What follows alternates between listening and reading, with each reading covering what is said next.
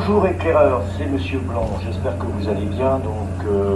Je voulais vous faire un petit message pour vous dire que ce week-end j'ai eu la chance de me rendre à la fête de l'humanité où j'ai pu rencontrer Jean-Luc Mélenchon et surtout Ségolène Royal qui a été l'épouse de François Hollande, le président de la République française. Et nous avons beaucoup parlé tous les deux pendant 2 heures sur l'écologie et les problèmes climatiques qui vont se produire, et notamment comme elle est d'origine sénégalaise, puisqu'elle a vécu beaucoup au Sénégal, on a fait le point sur l'Afrique et sur le monde entier, où les nouvelles ne sont pas du tout rassurantes. Mais ça a été un honneur parce qu'on a beaucoup discuté, et d'ailleurs à la fin de l'entretien et de son discours, et de cette conférence plutôt, elle a cité des phrases d'Amadou Hampâté-Bâ.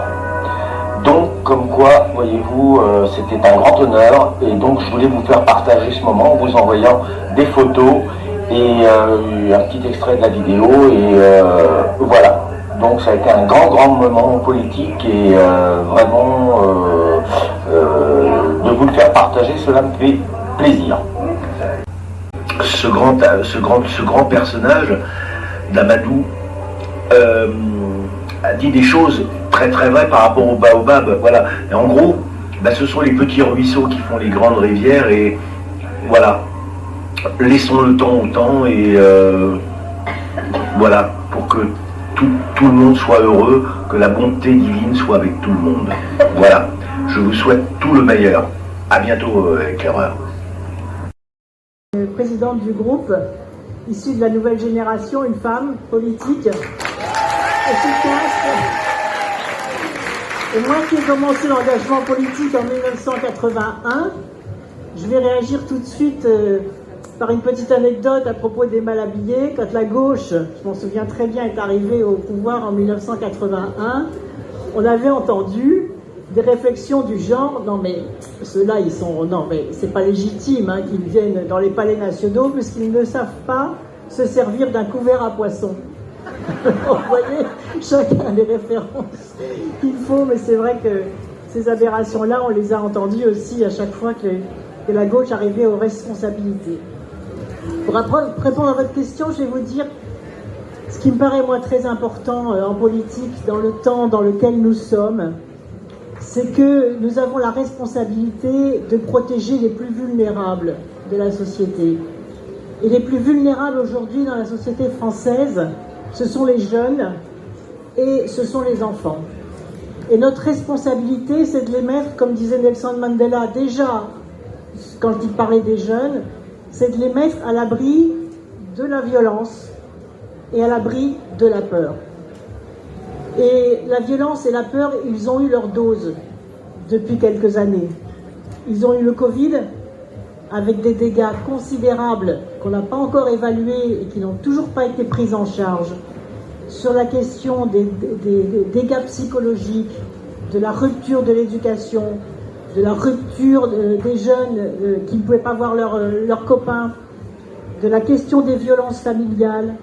On a là les statistiques sur les bébés secoués qui viennent de paraître. Il y a eu une augmentation, une multiplication par 9 du nombre de bébés maltraités pendant la crise Covid, à cause de l'enfermement, à cause de l'abrutissement, à cause de la souffrance, à cause de tout ce qui a fait que cet isolement a créé des problèmes psychologiques très graves. Ensuite, les jeunes, ils ont la crise climatique devant eux. Et cette crise climatique, elle est très angoissante. On y reviendra. Et la question, c'est comment se fait-il que vous, la génération des adultes, vous ne faites pas tout ce qu'il faut pour nous laisser une planète en bon état de marche. Donc c'est à la fois de la violence dans les perturbations climatiques et c'est de la peur par rapport à ce qu'il risque d'arriver. Et puis enfin, il y a la guerre. Alors là, c'est vraiment la submersion de la violence et de la peur. Et ces jeunes générations à qui on a dit non mais ne vous inquiétez pas, l'Europe nous protège. Et même à nos générations, on nous a dit, quand on faisait remarquer que l'Europe n'était pas assez sociale, que l'Europe était trop bureaucratique, que l'Europe gaspillait trop de choses. On disait oui, mais l'Europe c'est la paix. Et bien ce dogme aussi, il est en train de s'écrouler. Et du coup, il y a tout un travail pour les reconquérir. Et Ampateba avait écrit une lettre à la jeunesse et il disait ceci, il disait tout effort compte. Ben, même celui qu'on vient de faire ensemble, ben, il compte. Il compte dans l'histoire des idées, dans l'histoire de la mobilisation. Tout effort compte, même le plus petit. Et on ne sait jamais au départ de quelle action apparemment modeste sortira l'événement qui changera la face des choses. C'est sa façon de dire un nouveau monde. Donc on ne sait pas de quelle action même modeste sortira l'événement qui changera la face des choses. Et disait-il, n'oubliez pas que le roi des arbres de la savane, le plus puissant et le plus majestueux, qui est le baobab, bravo madame, sort d'une graine qui au départ est aussi petite qu'un grain de café. Et donc vous voyez, de ce petit grain de café sort l'arbre le plus majestueux de la savane, le baobab. Et bien de toute action politique peut sortir en effet une espérance de la force du baobab. Merci beaucoup.